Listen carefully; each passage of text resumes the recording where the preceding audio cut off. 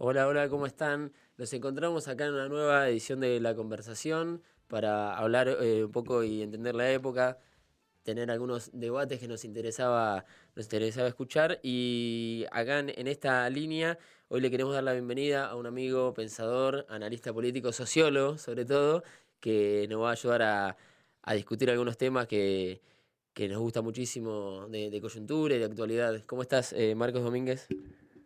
Buenos días. Todo bien, todo bien. Gracias por invitarme. ¿Ahí se escucha bien? ¿Sí? Perfecto. Bueno, Marcos, aparte de ser sociólogo, como lo presenté, hace rato ya viene elaborando algunos textos muy interesantes, que sobre todo es la faceta que nos gusta usar a nosotros porque nos ayuda a pensar, sobre todo algunos textos para comprender la época. También recomienda algunas obras que nos ayudan a pensar un poco más esta realidad que nos toca vivir, pero sobre todo crear comunidad o tratar de debatir en redes sociales, que hoy es tan difícil, y tratar un poco de salir de ahí. Recién ahí fuera del aire estamos hablando de lo difícil de esta época, Marcos, para justamente tratar de pensar y esquivarle a lo que es el clickbait o lo que es la actualidad, la dopamina del like, como bien vos decís, hoy en día. ¿Cuál pensás que es la clave principal, digo, para por lo menos empezar a estudiar la sociedad, que es lo que aqueja a un sociólogo y después en la política, ¿no?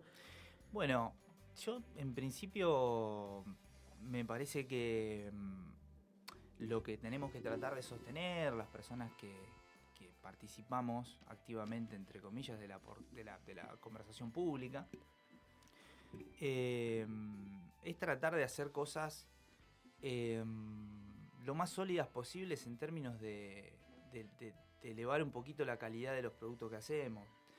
Yo no me gusta mucho, de hecho lo hablábamos, prefiero no... El formato audiovisual a mí no es algo que me quede muy cómodo, no porque sea un militante de la clandestinidad, sino porque me parece que el problema que tenemos en el comentario político actual no es la carencia, sino la sobreabundancia. Y yo la verdad que no tengo algo para decir interesante todo el Todo el tiempo, tiempo. ni puedo someter mis juicios a la dictadura de la novedad que me hace tomar una posición política por cada cosa que es tendencia en Twitter cada 2 días o cada 4 horas. Eh, con lo cual yo trato de, mal o bien, hacer como una pequeña pausa. Realmente no, mi cerebro, mi sinapsis no llega a fermentar algo interesante cada 15 minutos. Claro. Necesito reflexionar, ver qué pasa, escuchar otras voces. Consumo también comentario político más o menos profesional. Me gusta escuchar o leer lo que hace la gente de Panamá, me parece que está bueno. Me gusta escuchar a Martín Rodríguez, un tipo que me resulta interesante escuchar. Pablo Tousón me parece que hace cosas piolas también. Y hay un conjunto escribe, sobre todo. Y hay un conjunto de gente que está participando de los nuevos clivajes e identidades políticas que se están conformando. Y me parece que hay algo que se está fermentando y hay que tener paciencia un poco para ver para qué lado va. Yo sinceramente lo que trato de hacer en Sonceras es eso, es hacer sociología de coyuntura, y para hacer sociología de coyuntura no tengo otra manera que tratar de sostener una metodología que es hacer la pausa, una posición riquelmista de la política, Claro. hacer la pausa, mirar que pasen por los costados el 4, ¿no? Tirarle la pelota, mirar toda la cancha. Y después, bueno, si eso puede servir para, no sé, esclarecer, aportar, me parece que está buenísimo. Pero no soy una persona que me guste mucho o que tenga vocación de ser visto, Claro, ¿no? tal Me cual, que parece que es... aparte hoy en día es lo que está más de moda. Y está muy bueno esta aclaración que vos haces de qué difícil tener cada 15 minutos algo interesante para decir. O sea, que Claro. estás todo el tiempo filmado y tener que estar explicando, pues, de alguna forma te volvés como un comentarista de la realidad, y aparte eso para pensar la política es como una doble trampa. Sí, absolutamente. Me parece también que se contribuye muchas veces, quizás de manera inconsciente o quizás de manera indirecta, a transformar la política en una especie de consumo estético, consumo cultural. Eh, Me parece que esto de el arte de los que la ven es como un deporte olímpico nuevo, ¿no? Verla. Claro. ¿Qué La sería, está verdad? viendo, qué bien la comenta, qué bien la ve, qué bien la diagnostica. Y en realidad quizá eso tiene que ver con que la realidad se transformó en algo tan difícil de transformar que la política o la periferia de la política, los anillos secundarios de la política, no los dirigentes en sí mismos, se han transformado en comentadores de la realidad, ¿no? Y bueno, pero son fenómenos nuevos. A mí la cuestión del streaming y todas esas cuestiones la estoy tratando de investigar un poco más. No quisiera alargarme a opinar de algo que no tengo bien estudiado. Tengo intuiciones, Claro. ¿no? Y confío bastante en mis intuiciones, pero me parece que hay un mercado muy grande de intuiciones transformados en programas de streaming, en canales. Está bien, pero no es algo en lo que yo me sienta cómodo, digamos. Prefiero tomarme una pausa y a veces, bueno, uno no tiene algo interesante para decir todo el tiempo, como te digo, ¿no? Tal cual. Y sabés que yendo a lo que vos, para mí, más jugo le sacás y más interesante, que es justamente escribir o pensar la época de detenerte 2 segundos, como vos bien decís, Riquelmiano, a pensar un poco y a escribir, eh, me llama la atención porque es muy difícil encontrar textos que hoy en día expliquen la sociedad que tenemos más allá, digo, del resultado electoral, porque todos digo, se jactan o se enfocan en explicar, bueno, por qué ganó Milei. Vos, para vos, ¿qué análisis o qué radiografía haces de la sociedad argentina? Digo, esta sociedad argentina que está muy atravesada por el debate en redes sociales y muy difícil escaparle de ahí, digo, porque imagino para un sociólogo debe ser incluso más difícil todavía explicar esta época y explicar el fenómeno libertario de alguna Sí. forma. Y explicar el fenómeno libertario, creo que hay que seguir una metodología que es tratar de explicar un hecho social por otro anterior o por otros anteriores, ¿no? Claro, Que mi ley vendría a ser como una especie de resultado, ¿no? Recuerdo que uno de sus consignas de campaña era mi ley la única solución, ¿no? Y en realidad la solución a la crisis, para mí mi ley representa la crisis. Y ahí está claro, el problema. Creo que el presidente es como una especie de síntesis de incompatibilidades. Es decir, es un resultado de la crisis y es la crisis. No es la solución a claro. la crisis. Es el exponente de la crisis, digamos. Me parece que sí. Después de ahí, me parece que esto no implica subestimar a Milei. Me parece que Milei tiene una mirada programática, ¿no? Que por ahí no es la que a la que uno adhiere, pero tiene una mirada programática. A veces me parece que a Milei se lo analiza o se lo critica mucho más desde lo estético que desde lo político programático. Claro. Y yo no sé si hay muchos cuadros políticos en condiciones de discutir las ideas de Milei, que no sea desde la soberbia, ¿no? O desde el menosprecio a su plataforma político-electoral o a lo que representa. Claro, en vez de chicanearlo a él, digo, como persona, a debatir las ideas que él plantea, claro. Debatir las ideas y ver por qué también Milei es una fuerza o un dirigente con fuertes rasgos plebeyos. Sí, No estamos hablando de una derecha de élite tradicional, que por ahí la puede representar un poco más Victoria Villarruel, asociada a tal cual. sectores de la iglesia, del ejército, del nacionalismo más tradicionalista. Y Milei es un fenómeno nuevo, como en su momento fue Menem, pero creo que Milei no es Menem. Obviamente el mundo de Menem no existe más. Pero trato de no subestimar sobre todo a quienes votan a Milei. Porque Milei puede estar equivocado, pero quienes votan a Milei probablemente no. ¿No? Porque aparte el caudal de votos, digo, y el extracto de los votos de donde viene, Sí, Milei me parece que la metáfora que más lo explica es la del botón rojo, ¿no? De una sociedad agobiada. Eh, Creo que desde la dictadura en adelante Argentina ha pateado muchos problemas hacia adelante. Hay fermentos de épocas o de décadas anteriores que me parece que explican el presente. El cambio de patrón de acumulación que ocurrió con la dictadura, el proyecto inconcluso o el derrotero que fue la vuelta a la democracia y la democracia no pudiendo garantizar un orden económico sustentable, ¿no? Ese divorcio entre democracia y economía que después también va a explicar la llegada de Carlos Menem al poder. claro. La década menemista tiene mucho más que decir sobre este presente que cualquier otra cosa. A mí me parece que hay un problema con Menem. Siempre recomiendo el libro de Martín Rodríguez y Toussaint. Pablo, Sí. me parece una obra muy, muy esclarecedora sobre el paisaje de la época, porque es incómoda. Es incómoda y de alguna manera lo que ellos plantean en el libro es que el peronismo debería abrazarse con su propia sombra, ¿no? Parafraseando a Carl Jung. Claro. Porque es la única forma de curar una suerte de neurosis política que tiene el peronismo actual, que parte la historia según se acomode un poco al calor de las ideas de la época. Ya en el primer peronismo hay mucha literatura académica que dice el primer Perón, el segundo Perón, el tercero, el cuarto, Lo vas dividido por separando. 7, Sí. luego la enésima potencia y me queda el Perón que a mí me gusta. Claro.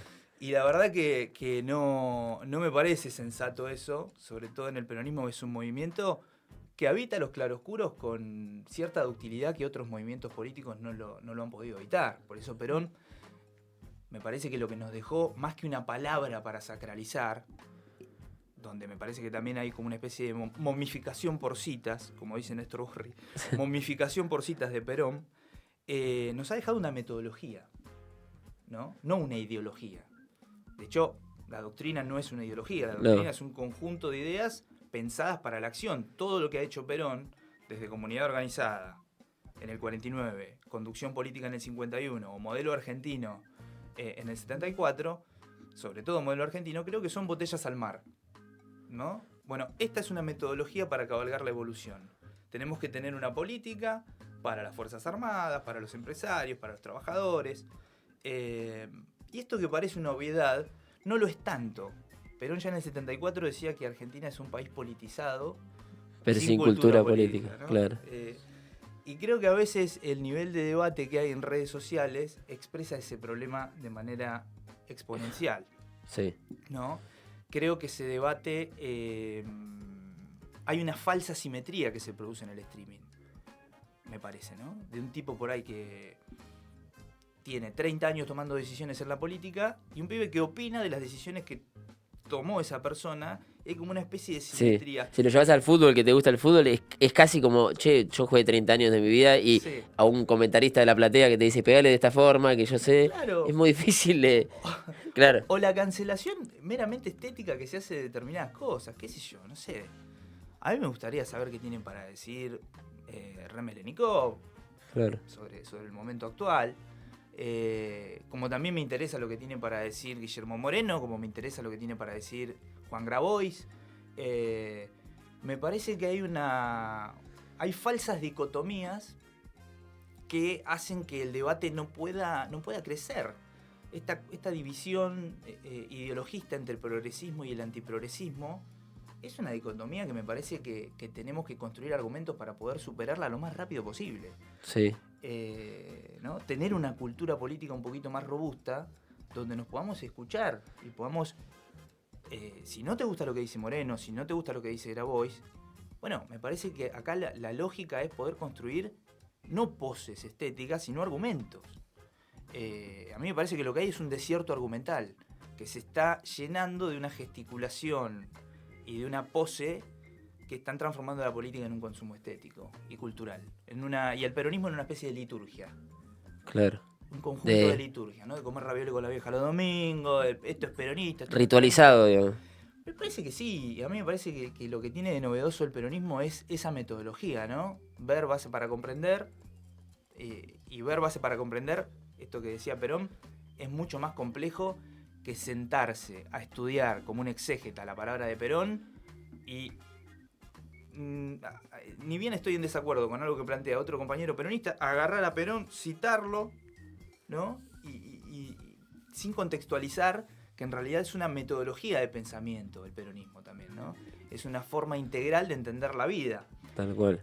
Pero que si no incorporamos contexto, esa doctrina se momifica y se transforma en una suerte de liturgia, en ritualismos, y en cosas que transforman a un movimiento que me parece que tiene una misión o un sentido misional muy importante en la Argentina, en un consumo estético, ¿no? En una liturgia. Lo reducen a una liturgia cultural, donde de repente ser peronista es hablar para costado, ¿no? Es impartir la doctrina desde un pedestal, Sí. es tratar de leer a Perón, entender a Perón, es como una dimensión del conocimiento el peronismo. O sea, para avanzar solamente haría falta leer a Perón, ¿no? O invocarlo, y Perón, si decimos Perón 50 veces acá en este streaming, aparece Perón y Y no. esclarece todo.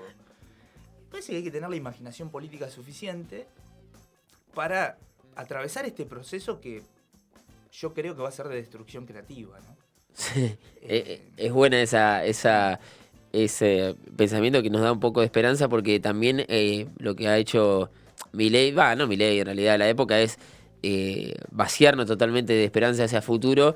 Y quería preguntarte por algo que también viene, que también vos tenías en uno de los textos de Atravesar el Desierto, del concepto de casta. ¿Vos pensás que el concepto de casta ya estaba instalado en la gente y Milei lo que hizo fue despertarlo de alguna forma? Porque hoy digo, obviamente, a medida que pasa el tiempo se va descascarando un poco más el concepto de casta Ujú. o lo que quiera, la operación donde quería hacer Milei de, bueno, la gente de a pie contra el establishment político. Pero digo, con respecto a esto de los jubilados que pasó también esta Sí. semana, digo, ¿vos pensás que eso es como que tiene un límite o ya estaba instalado en la sociedad y esta especie de antipolítica que viene se queda? Mirá, para empezar me parece que el concepto de casta como instrumento electoral, bueno, Efectivísimo. sí, es muy efectivo, lo inventó Podemos, Mirá, digamos, en España. qué loco que viene de la izquierda. Es bastante, bueno, viste que a veces, Sí, sí, sí. ¿no? Como decía Jaureche, me subo por la derecha y me bajo por la izquierda, o viceversa. Pero me parece que no ayuda a comprender por ahí la ironía que estoy sosteniendo en este momento, así que me hago la autocrítica, no es válida para pensar. Sí me parece que el concepto de casta fue efectivo porque lo que me parece que se percibe en la sociedad es que la política durante demasiado tiempo fue una actividad autonarrativa. Me parece que la política se habló a sí misma durante demasiado tiempo. Me parece que hay actores del ecosistema político que han pecado de un corporativismo muy, muy fuerte. Corporativismo en el sentido de defender intereses sectoriales, pero quizás no sea responsabilidad de esas propias corporaciones, sino que quizás el gran problema en la Argentina es que no haya un modelo de desarrollo consensuado, Claro, donde los actores puedan participar y no estemos en una especie de reset cada 4 años, en un stop and go, ¿no? claro. Todas las políticas públicas de 2015 se discontinúan a partir de 2016, se vuelven a reactivar a partir de 2019, pero ya se vuelven a reactivar con una erosión muy grande que tuvieron los 4 años anteriores. Entonces uno siempre vuelve al mismo punto con menos herramientas, que creo también que es lo que le pasa al peronismo, ¿no? Que esto que decía Perón de ¿qué va a hacer usted general para volver a gobernar? Y él decía, bueno, no haré nada, todo lo harán mis enemigos. El tema es que cada vez que volvemos con un acervo de ideas y metodologías que me parece que están ancladas en una sociedad que ya no existe más, que es la sociedad salarial, ¿no? Claro. La sociedad del trabajador en blanco, la sociedad del aguinaldo, las vacaciones pagas, de la columna vertebral del movimiento obrero. Y a partir de 2003 me parece que la imaginación política de Néstor Kirchner un poco viene a resolver esa cuestión en una sociedad que estaba atada con alambre ya, muy heterogénea. Perón siempre citaba a Arquímedes y decía, denme un punto de apoyo y moveré el mundo, ¿no?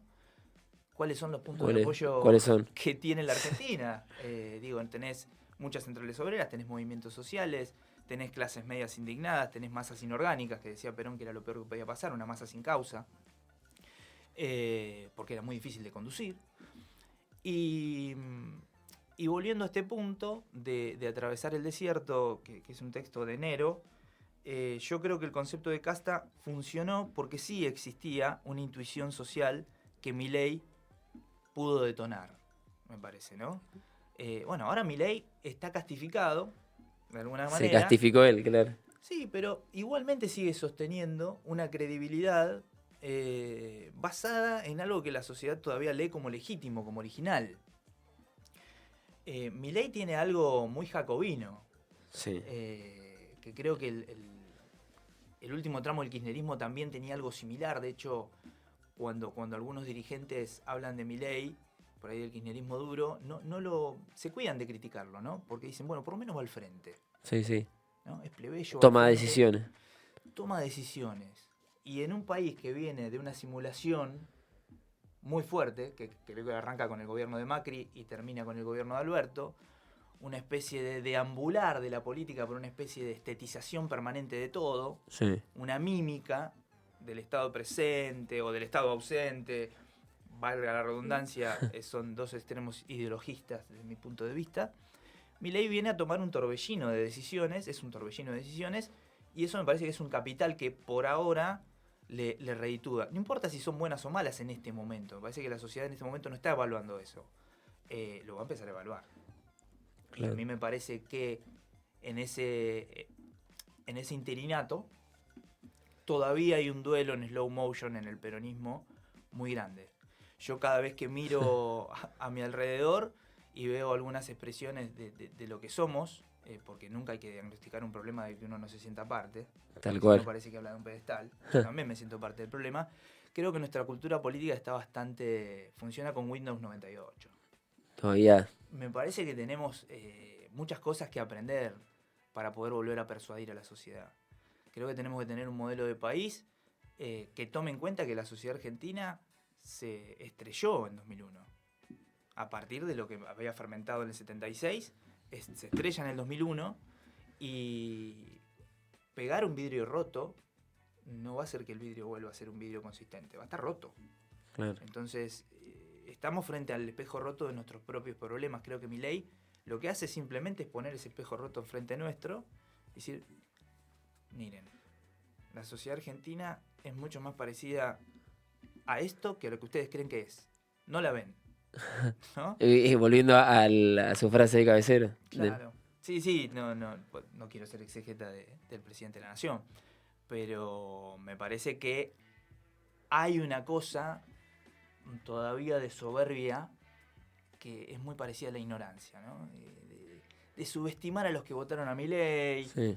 ¿no? La gente votó contra sus propios intereses, votó confundida, esto fue una estafa electoral, que finalmente puede ser una estafa electoral, pero me parece que nuestra cultura política es fundamentalmente reaccionaria.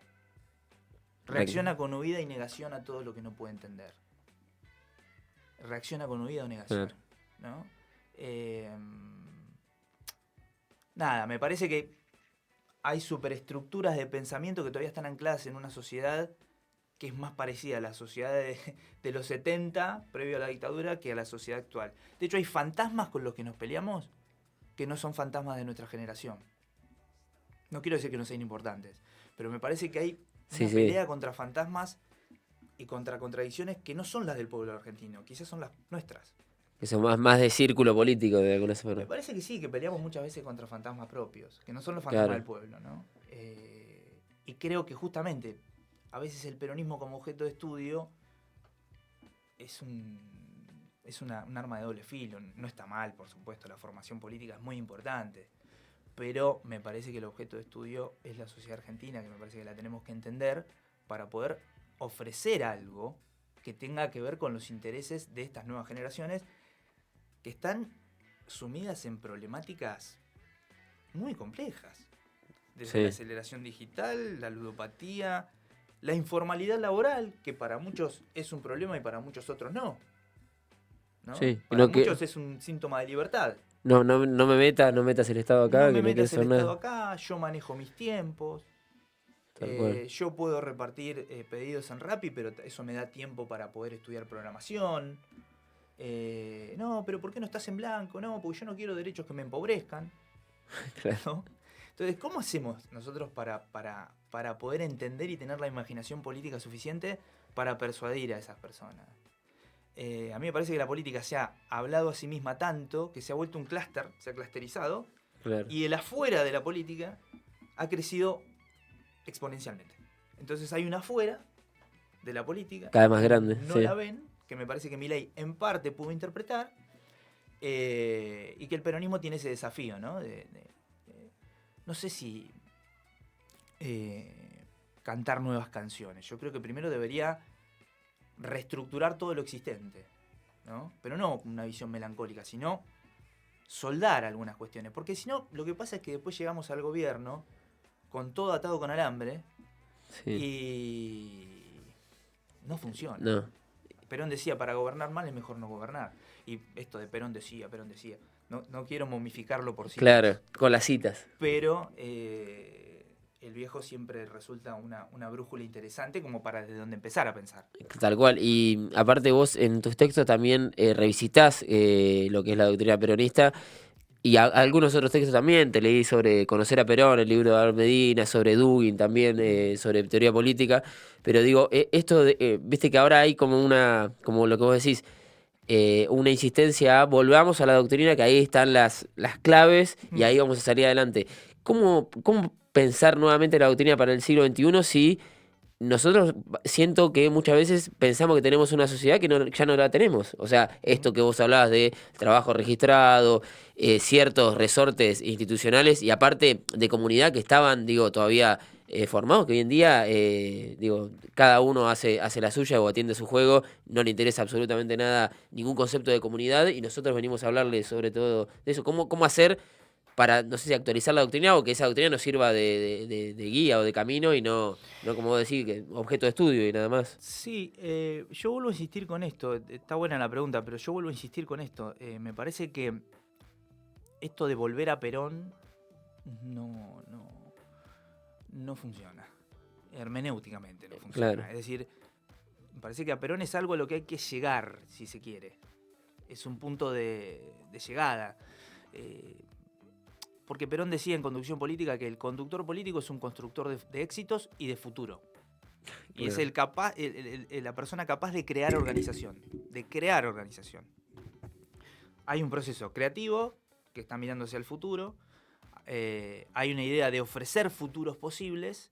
Con lo cual, si nosotros tenemos una mirada melancólica donde el peronismo es una foto en blanco y negro en la que nosotros no salimos, menos va a salir la sociedad, ¿no? ¿Qué quiero decir con esto? ¿Que hay que agarrar y hacer cualquier cosa con el peronismo? No. Cuando Perón funda la Escuela Superior Justicialista, dice: a las unidades básicas pueden ir todos, pero a la Escuela Superior Justicialista no. Es decir, tenemos que formar dirigentes, cuadros auxiliares, que puedan transmitir y que puedan inculcar la doctrina. Pero como metodología, no agarrar la página 67 de Conducción Política y decir hay que hacer exactamente esto. Digo, ¿no? En el peronismo todo está en movimiento. Las ideas también.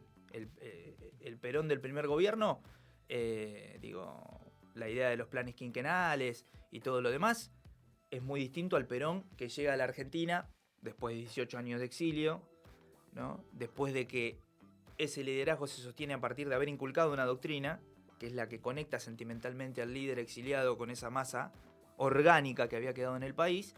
Y el modelo argentino es justamente una invitación a, como dice Hernán Brienza en el prólogo de Conocer a Perón, Perón vino no buscando una Argentina para el peronismo, sino un peronismo para la Argentina. Eso es muy interesante. De hecho, bueno, cambia la frase de para un peronista. Absolutamente. La cambia para un argentino, lo mejor es otro argentino. Sí, totalmente. Y esto que decías de la recomendación de libros, lo hago porque puedo. No es que es algo que me fijé, voy a recomendar libros. Me parece que es interesante. Después uno puede coincidir o no, qué sé yo. Alexander Dugin es un pensador que estuvo acá en la Argentina, en la CGT, vino con una idea de la cuarta teoría política, no conocía al peronismo, dijo, ok, hago las valijas, me vuelvo, pero es un tipo interesante para pensar. Eric Sadin es un tipo también que suelo recomendar para pensar. Pero hay muchas cosas interesantes para leer. Yo no soy un gran recomendador de literatura, pero me parece que en un espacio en redes sociales es una buena práctica decir, che, miren esto, está bueno, es serio, claro. O por lo menos es robusto teóricamente, se puede pensar a partir de este libro tal temática. Me parece que porque enseguida salen los exégetas, ¿viste? No, este no sirve. Sí. Si recomendás a Gramsci es porque sos marxista cultural, cuando en realidad los principales lectores de Gramsci son los libertarios. De hecho, el concepto de batalla cultural. Y bueno, entonces hay como una especie de... A mí no me parece que estemos en un momento para encorsetarnos entre nosotros mismos. Claro. Me parece que tenemos que tener como una ductilidad para atrevernos a pensar por otro lado, a tomar del mundo de las ideas todo lo que sea posible, como decía Perón, conservando un fuerte nacionalismo cultural. Claro. Que Argentina Que era la cuarta bandera, decía él. Claro, porque él ya veía la globalización, ¿no? El universalismo. Y decía, si en el universalismo nosotros no llegamos con una fuerte identidad cultural, va a ser muy complicado porque nos vamos a licuar. Y nos vamos Tal a cual. transformar en cosmopolitas empedernidos. Te iba a preguntar por esta cuestión de, viste que Milei ya lo puso como de moda casi absurdo, esto de pegarle al progresismo de, Hmm. bueno, todo lo que es progresista yo me voy a poner en contra porque Sí. es lo que garpa. Para vos, ¿pensás que la sociedad en ese momento se había hartado de algunas cuestiones que son más que nada, como vos decís, estéticas más que de plan económico? Pero Sí. digo, sí, de me voy a poner en contra y la vuelta a los valores tradicionales, a un falso nacionalismo, porque si es algo que él no tiene es justamente nacionalismo. Sí. Pero pensás que eso también estaba en la sociedad y él lo supo ver y tal vez del peronismo no, o... Mirá, Porque también ya hoy es casi una parodia el antiprogresismo sí, a mí me acérrimo. parece que hay algo muy que no sirve para nada, que es pegarle al muerto en el piso. Claro. ¿Viste? No suma nada. Me aburre un montón. Me aburre un montón. Inclusive me aburre porque esto de diagnosticar que tuvimos una mirada un poco sesgada. Por supuesto, las políticas, hubo un descenso de la política hacia los particularismos, ¿no? Claro. Cada minoría y cada sector de la sociedad afectado por un problema necesitaba una política de Estado. Bueno, creo que deberíamos discutirlo eso, siempre y cuando no se vean como opciones dicotómicas las políticas para minorías y las políticas para mayorías. Creo que el peronismo histórico tuvo una sincronicidad y una armonía entre esos dos enfoques. Me parece que hubo un compromiso con lo identitario y con la cuestión de la identidad de parte del diseño de algunas políticas públicas que hizo que una mayoría se sienta afuera y que ese sentirse afuera haya fundado o conformado alguna especie de base para empezar a pensar que había algo parecido a un statu quo, Claro. que los estaba dejando afuera a la gente de a pie, porque el Estado y el Estado y el Estado y el Estado, y por supuesto, ¿no? Cuando nosotros no tenemos más argumentos que decir el Estado presente, el Estado presente, el Estado presente, el Estado presente, el Estado presente, probablemente genere por saturación un comportamiento pendular que vaya hacia lo opuesto a un sector de la Bueno, sociedad. sale el libro La rebeldía se volvió de derecha, Claro. seguramente lo conoces, de Sí, Stefanoni, sí. que habla justamente de eso, de tal vez se sienten rebeldes contra un status quo que por ahí... Claro, lo que pasa es que el antiprogresismo comienza siendo algo plebeyo, ¿no? Algo que surge de las entrañas de una sociedad que reclama ser vista, que reclama ser nominada. Yo existo Claro. también, ¿no? ¿Por qué le dan subsidios o planes a estos y a mí no? Dicho muy vulgarmente presentado el argumento. Me parece que sí, ¿no? Que ocurre eso de que el antiprogresismo comienza como una cultura que nace de las entrañas de la sociedad argentina, pero que necesariamente con el gobierno de Milei se ha transformado en una religión de Estado. Sí. Es decir, no hay nada más statu quo ahora que el antiprogresismo, ¿no? Y me parece que esa dicotomía entre progresismo y antiprogresismo, por eso digo que la doctrina funciona muchas veces como metodología, es diluir los extremos en una suerte de proyecto de comunidad posible.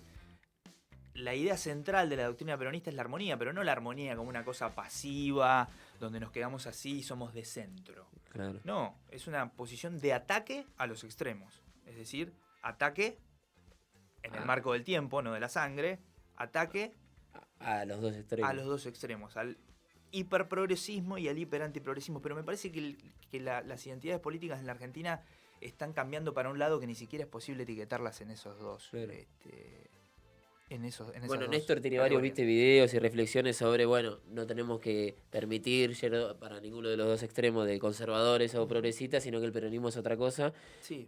Por eso está bueno, digo, reivindicar, vos recién hablabas de Remes Lenikov, de cómo hicieron para ordenar la cuestión económica, porque hoy en día parece que no tiene, que es como una bola sin manija, metiéndonos un poco en eso, porque no hay forma de encauzar eso o de desideologizarlo de alguna forma, o decir, bueno, hay herramientas económicas que van a funcionar en este momento, pero todo lo tiñen de esos dos extremos de, bueno, si haces esto sos tal cosa, si ahora, por ejemplo, Milei lo que viene a hacer es una panacea liberal de que no haya ningún tipo de restricción y con eso va a crecer la economía, que yo lo dudo, por supuesto, muchísimo también, pero digo, ¿cómo se hace para pensar en sí la economía. Estaría bueno escuchar a esos que en su momento lo pudieron levantar o pudieron ordenar Sí. la cuestión, que lamentablemente no tenemos a mano economistas, digo, Hmm. de ese calibre. Sí, lo de Remes del helicóptero lo mencionaba porque, digo, aleatorio fue lo Claro, de. Porque venía leyendo su libro sobre, ¿no?, el orden macroeconómico post-convertibilidad, eso de desarmar la bomba. A mí me parece que hay que escuchar muchas voces distintas. Me parece que Remes Lenikov es un tipo interesante. También, digo, hay economistas liberales que son interesantes. También es interesante cómo argumenta Julia Estrada, que es economista. sí, la verdad que sí. Me parece que eso es. Tienen argumentos. ¿No? Argumentos. En una discusión de sordos entre vos sos progresista, vos sos antiprogresista, vos sos peronista, vos sos antiperonista, De etiquetas, ¿viste? de etiquetas, pero también es fácil ponerse en esa posición de decir, bueno, diálogo, consenso, por favor, no nos peleemos, no debatamos. La Argentina es leal a la intensidad, digamos, Claro. ¿no? Somos un poco intensos, con lo cual las redes sociales y el modelo de negocios de redes sociales tienen en la Argentina una maqueta exitosísima, Que ¿no? tenés que ser intenso y Y extremo, claro. claro, y te clusterizás. O Sí, sí. sea, le terminás hablando en vez de al pueblo a tu audiencia de marketing digital. Y en función de la dopamina que te produce el like y esa especie de satisfacción instantánea con ser aprobado, ser visto, Sí. decir cosas que se consideran interesantes, te perdés la idea de que en realidad lo que ocurre en las redes sociales es que hay un profundo proceso de balcanización. Es decir, un profundo proceso de clanificación, de clanes que están replegados sobre sí mismos. Claro. Porque esto lo comenta un poco Eric Sadin en La Era del Individuo Tirano, un libro muy interesante, donde dice que lo que produjo la tecnología, fundamentalmente a partir de la irrupción de los smartphones, es que los individuos se ubicaron en el centro de la escena con una representación inflada de sí mismos, que es lo que le devuelve las redes sociales, ¿no? Claro. Entonces, por eso habla de la era del individuo tirano. Imagínate cómo eso después repercute en la conformación de pequeñas audiencias de redes sociales donde de repente después cuando haces un gráfico comparado, no sé, la cuestión del aborto, hay un gráfico muy famoso, Sí, sí, que en trascendió en las las redes redes. sociales, donde los puntos verdes y los puntos azules, representando los que estaban a favor del aborto y los que estaban en contra, tenían intensísimas conversaciones entre ellos mismos, pero nunca se tocaban, ¿no? Claro. Es decir, es muy difícil construir una Argentina en un partido de sordos. Entonces, creo que la política tiene que tener esa imaginación para poder incorporar la sociedad que existe hoy. La sociedad que quisiéramos tener no funciona Claro. así. La sociedad que existe hoy, que es hartamente compleja. Y que creo que nos va a tomar tiempo entender, ¿eh? Creo que no la vemos todavía. Yo no la veo. O sea, yo hablo como uno más. Humildemente, creo que tenemos que tener una mirada un poquito más introspectiva, pero no para hacer la industria de la autocrítica, que me parece que eso también... Hay mucha gente hablando sobre autocritiquémonos, la autocrítica. Bueno, eso también se transforma en un kiosco en 5 minutos. Claro. En ¿No? hablar de... Los militantes de la autocrítica está bien, pero me parece que, otra vez, el concepto de armonía tengamos. Que sea Sí. armónico, quiero decir, tengamos autocrítica, pero también vayamos un poquito para adelante, animémonos a tener un poquito de imaginación política y a pensar y a tratar de construir un futuro, no a pegarnos con martillos en los dedos sobre el pasado. Porque si no es muy complicado. Qué sé yo, ¿viste? Hay gente que escribe muy bien, pero piensa mal. Entonces esa combinación, Claro. perdón, sé que suena soberbio, pero a veces, ¿viste? Uno lee profesionales del comentario político que la verdad, que bueno, todos te roban, todos son corruptos, la dirigencia esto, la dirigencia lo otro. Muy difícil construir así, claro. Y sí, me parece que es una posición muy cómoda esa también. Sí. Propia de los intelectuales academicistas. Sí, Pero tal está cual. bien, qué sé yo. Del comentario político y no. Que ayudan a pensar también. Porque si son intelectualmente agresivos, si te te desafían a pensar, está buenísimo. Y puede ser la misma persona la que haga por ahí algo que no te guste y después diga algo que te guste. Pero digo, si si vamos a autocancelar todo el tiempo y a vincularnos solo por semejanzas, Sí. ¿no? Si vos estás en una cuenta de redes sociales que sube algo que no te gustó, ¿lo dejás de seguir? Mucha gente se comporta de esa forma Bueno, y es muy raro, es muy raro, digo, cómo circula esto, el ejemplo que vos pusiste recién del aborto, está muy bueno para graficarlo porque es muy raro cómo figura esta especie de fandom o de comunidad cerrada de, bueno, yo soy igual que todos estos y claro. listo, cierro filas acá y todo lo que piensa distinto. Sí, por eso, viste, aunque otra vez, Perón decía, hay que hablar mucho de las ideas, poco de las cosas, nada de las personas.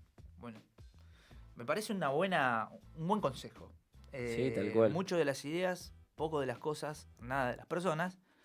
Y creo que hay material, creo que tenemos, volviendo al tema de las redes sociales, ¿no? Creo que hay cosas interesantes. Creo que hay algunas que arriesgadamente intentan saltar los cercos, hacer cosas invitando a gente de diferentes orientaciones políticas a ver qué tienen para decir. Qué sé yo, a mí me interesa qué tiene para decir Miguel Ángel Pichetto, Monzó, me interesa qué tiene para decir Elisa Carrió, me interesa qué tiene para decir Ofelia Fernández, me interesa qué tiene para decir Guillermo Moreno, me interesa para decir qué tiene para decir, no sé, cualquier dirigente que traiga argumentos. Porque lo que están faltando son argumentos, me parece. Hay mucha pose, Sí. mucha cosmetología escrita, hablada y visualizada. Pero lo que faltan, me parece, son argumentos y por eso me parece que estamos en un momento que tenemos que ser intelectualmente agresivos, tenemos que desafiarnos y tenemos que ir contra cosas que nosotros tenemos súper instaladas y súper aprendidas. E invitar a pensar, ¿no? Esto de volver a Perón, llegar a Perón, no sé, no lo veo muy fecundo si no nos sacamos si no nos sacamos la ropa sucia y la dejamos afuera. Tal cual. Sabés que, bueno, está buenísima la charla, digo, para pensar y te quería comentar algo sobre esto que venías comentando de cómo funciona los algoritmos y las redes sociales, que tiene que ver con esta revolución de los smartphones, que Eric Saidin seguramente la explicará mejor, pero te quería preguntar hacia dónde vamos en el sentido de, yo estudié comunicación y la verdad que me fascina toda la cuestión de la informática, la comunicación, de hacia dónde vamos, porque tenemos un presidente prácticamente posthumanista, ¿no? Que cree en esa cuestión casi positivista del avance y del progreso tecnológico, pero yo veo cada vez más, como bien vos decís, nichos ideológicos donde las personas se juntan o el algoritmo te va segmentando y te va juntando solamente con los pares e incluso te va creando una realidad en cada celular para cada persona, que es incluso peor, digo, ya no discutimos con los pares, sino tenemos una realidad presentada para cada uno on demand en cada celular. Digo, ¿hacia dónde vamos para el futuro? No sé si el otro día hablamos de ciencia ficción con un experto en inteligencia artificial también que nos comentaba, que era más optimista, yo soy más de los apocalípticos en ese sentido, pero no sé qué pensamiento tenés a futuro viendo todo esto, viendo también la cuestión con Elon Musk, digo, de que pasó ahora con Twitter en Brasil. Sí. ¿Qué pensás de cómo se va a configurar la discusión pública o el ágora pública si va a seguir determinado por estas grandes empresas de comunicación o va a haber una especie de debate distinto? Y mirá, es una pregunta difícil de responder, pero me parece que es una realidad que llegó para quedarse, todo este proceso de innovación tecnológica que nos atraviesa, ¿no? Hoy casi todas nuestras relaciones están atravesadas por tecnología. El amor, Ni hablar. la amistad, el acceso al conocimiento. Los gustos, digo, lo que consumimos de música, de series, de televisión. Los gustos, esta realidad a la carta, on demand, que vos decís, son problemas muy complejos. Me parece que, digo, o hacemos como los hippies y nos vamos a San Marcos Sierra a vivir al Uritorco, o tratamos de entender la realidad para tratar de adaptar un modelo argentino que contemple esta realidad cambiante, Claro. ¿no? En el fondo lo que se trata es de tratar de construir comunidad siempre, ¿no? Las redes, de alguna manera, son comunidades. Lo que sucede es que están balcanizadas. Claro. ¿No? Son clústeres que muchas veces están tabicados por ciertos vacíos morales, ¿no? Entonces, como que no hay una concatenación de lo que podemos tener en común. entre clanes. Entre clanes, claro. ¿No? Así Porque que, seguramente hay cosas que nos unen que no están ni comunicadas. ¿Sí? claro, entonces se arma como una especie de lo que en sociología clásica se dice solidaridad mecánica, una solidaridad armada en función de las Claro. semejanzas. Y no tenemos solidaridades orgánicas, es decir, solidaridades armadas o lazos sociales armados en función de diferencias complementarias, donde nos podamos complementar en algunas cosas. Pero no quiero romantizar esto. Yo no soy muy optimista tampoco. Hay como dos posiciones. El fatalismo total, Sí. ¿no? De todo lo que es inteligencia artificial, tecnología, nos vamos a quedar sin laburo, va a ser igual que la revolución industrial, con Sí. la spinning jenny, donde aparecieron los luditas y vamos a quemar las máquinas y se nos viene en la cabeza Matrix, Black Mirror, Sí, bueno, todas las distopías. todas las distopías, y hay un mercado para consumir eso, y también hay un mercado de tecnooptimismo fenomenal. Hay tecnooptimistas, bueno, Elon Musk es un filántropo de eso. Ha inventado un modelo de negocios cuya filosofía todavía no tiene mucho... Es una revolución tecnológica que no tiene una filosofía que la guíe todavía. La está buscando. Claro. Es mediana. Por eso me parece que... A mí me parece que el anarquismo es la infancia de la política. Sí. De alguna manera, estos anarcocapitalistas, estos tipos que creen en el libre mercado, están en la infancia del pensamiento político, lo que no significa que no sea peligroso, ¿no? Pero me parece que el peronismo está un poco atrás en estos debates. Yo lo digo, Sí, digamos, estamos un poco atrás de estos debates, somos reactivos a estos debates. Con lo cual, me parece que es un buen momento, te diría, por ahí no sé si responde tu pregunta, pero para pensar todas estas cosas, me parece que lo primero que tenemos que hacer es dejar de hacer peronismo para peronistas. Estamos haciendo Algo. peronismo para peronistas, me parece, en muchos casos. Y me parece que hay que incorporar a otros sectores, me parece que hay que incorporar, es la lógica del peronismo, ¿no? Incorporar en un movimiento, después, bueno, vienen los exegetas, dicen, bueno, se gobierna con la doctrina, se gana por Sí. un frente, se gobierna con la doctrina, estamos todos de acuerdo. Pero estamos lejos de poder Sí.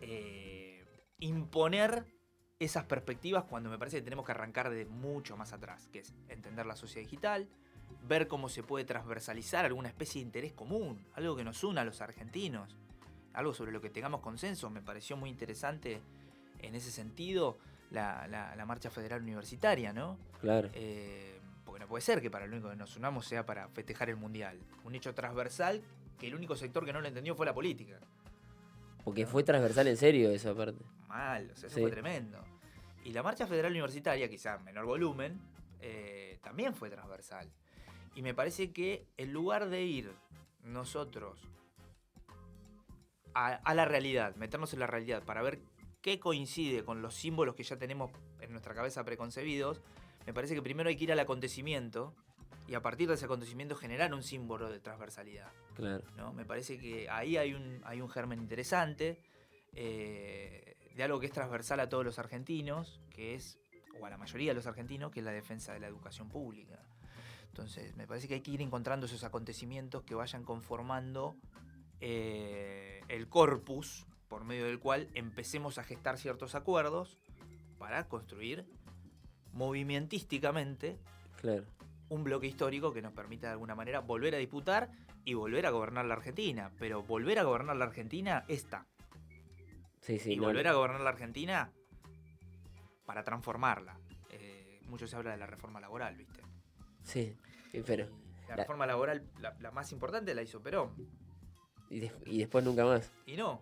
O sea, después vino reforma laboral de hecho, digo, porque la sociedad se transformaba, nada más. Y claro, pero imagínate cómo eso va a erosionar, me parece a mí, ¿no? La identidad política de un movimiento que está fundado en la sociedad salarial, como es el peronismo, la columna vertebral de los trabajadores y demás, cuando la erosión de la sociedad implica que, viste, según los lugares donde veas, 5 de cada 10 personas en la Argentina están en la economía informal, lo que no significa romantizar y decir que, digamos, son todos pobres. Hay gente que está Claro. en la economía en negro y en Nordelta. Digo, la informalidad es un problema bien complejo, pero digo, ¿cómo impacta ese cambio en la estructura social argentina en el marco de un movimiento que se edificaba sobre una sociedad que se fue erosionando? Claro. ¿Sí? A mí me gusta mucho la figura del Papa Francisco, la figura del poliedro, ¿no? Poliedro irregular que él Poliedro plantea. irregular. Es decir, hay mucha heterogeneidad en un poliedro, pero todos forman parte de Del esa mismo, unidad. claro. ¿Cómo se construye eso?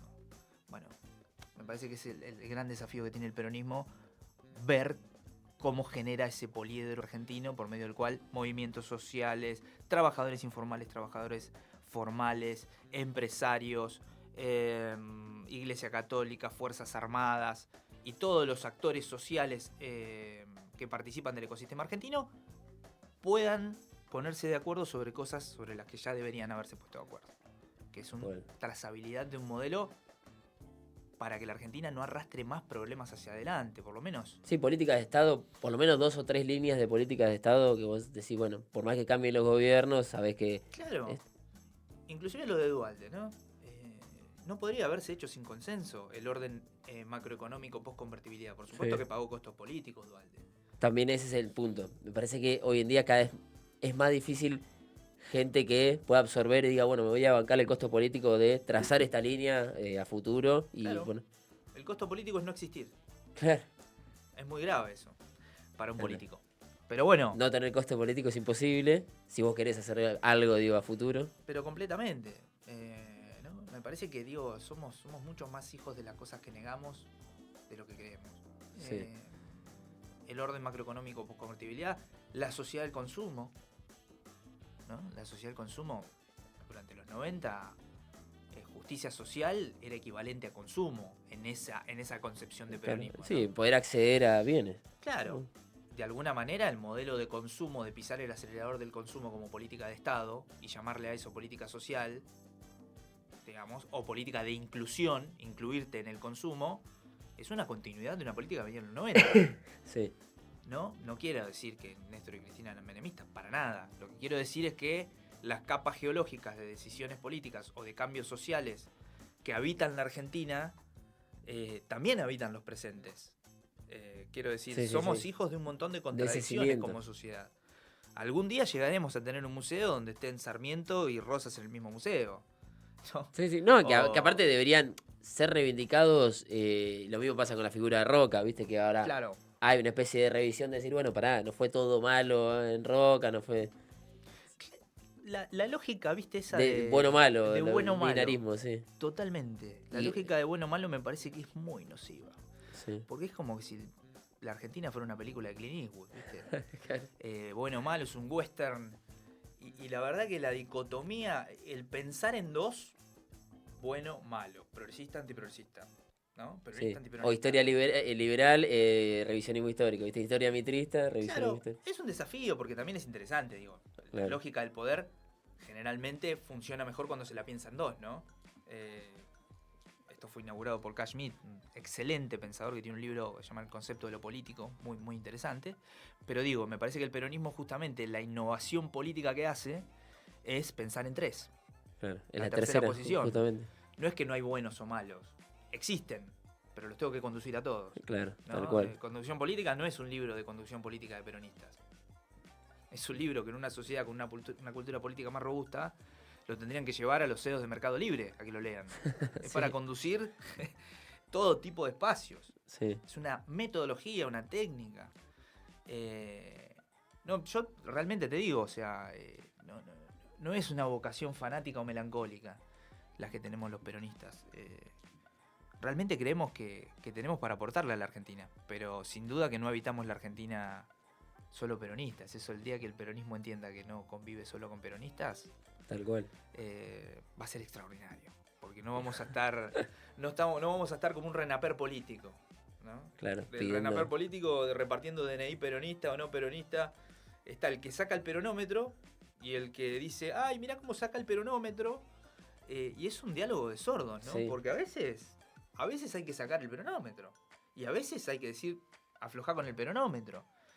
Digo, en la armonía de poder convivir con eso, sin enojarnos y sin tabicar trincheras cada vez más profundas entre nosotros, me parece que lo que nos une es la Argentina. O sea, me enteré un poco, o ayer, no sé, me comentaban esto del gasoducto. Digo, ¿qué piensa la Argentina? Ahora parece que el gasoducto no va a pasar por la provincia de Buenos Aires. Sí, que uno dice, ¿no? ¿Viste? Es como, ¿quién piensa en la Argentina? ¿No? Y ahí queda la pelota servida para decir la calidad dirigencial, todos los dirigentes están mal. No quiero caer en eso, pero... Es caer muy en la fácil también eso. Es caer muy en la fácil, te puede dar 6, 7 meses de programa de streaming, con buenas visualizaciones, Claro. pero no suma nada. Para mí el problema es hartamente complejo, creo que la Argentina tiene muchos problemas sin resolver y creo que el peronismo se tiene que preparar para gobernar, tiene que atravesar su desierto, tiene que prepararse para gobernar y algo muy importante, tenemos que volver a represtigiar las conducciones desde todos los ángulos. Las personas que conducen los espacios tienen que ser legitimados. Sí, no solamente lo político, sino lo institucional, digo, las corporaciones, las instituciones de cada... Todos tuvieron su crisis de representación en Argentina. Eso Néstor Kirchner lo entendió perfectamente para mí. ¿No? Lo entendió. Che, acá hay algo que sanear, porque si no esto no arranca. Hay un vacío moral acá. Me parece que el peronismo tiene que construir cuadros políticos capaces de dar una instrucción siendo respetados por aquellos que son conducidos. Si no se van a seguir reproduciendo las internas a cielo abierto de mirá, te muestro el WhatsApp que me mandó, acá me está mandando un WhatsApp, claro. Toda esta gente que conduce por WhatsApp. Yo creo que el peronismo tiene que hacer el esfuerzo de poder construir una nueva dirigencia con nuevos cuadros políticos formados fuertemente para una Argentina que va a ser muy difícil. Yo creo que si no estamos preparados para enfrentar lo que viene en la Argentina desde el peronismo y para estar dispuestos a despersonalizar, como decía Perón en el modelo argentino, despersonalizar los propósitos.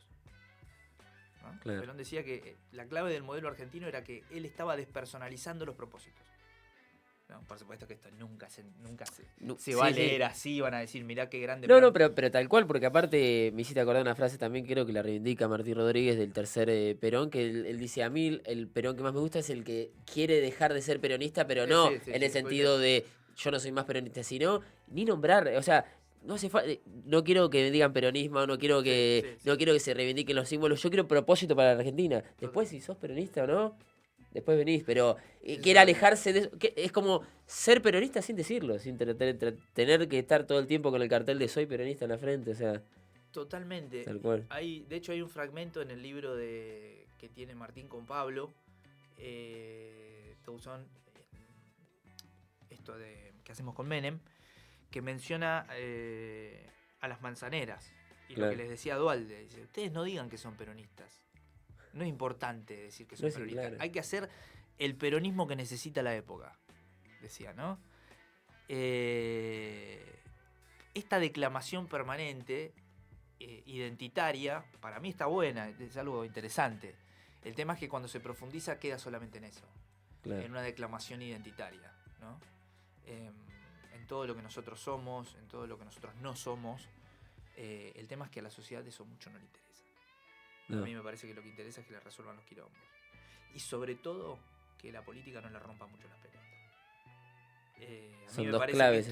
Y me parece que confundir ciudadanos con militantes es un error fenomenal. Bueno, es pensar que tenés la sociedad politizada que pensás que tenés cuando ya Perón decía no, esta sociedad no está politizada. No está politizada. Claro. Y Perón, digo, ojo, Perón no llega a su primer gobierno como un hombre identificado netamente con lo político. Perón llega más identificado con lo social. Sí. Había un germen antipolítico. Perdón a los exégetas que me van a... No quiero ofender a nadie, solamente quiero decir que ese Perón llega también después de un proceso de corrosión fenomenal de la práctica política, ¿no? De la década infame. Del golpe de la revolución. Exactamente, donde había un grupo de militares que estaban pensando que esto ocurría, que era el GO.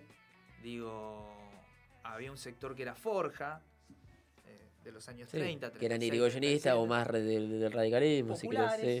Populares, tipo populares, Calabrini, Ortiz, Jaureche. El otro día lo escuchaba a Pedro Saborío, que entre otras cosas decía, capaz que estamos en un momento Forja, ¿no? Sí.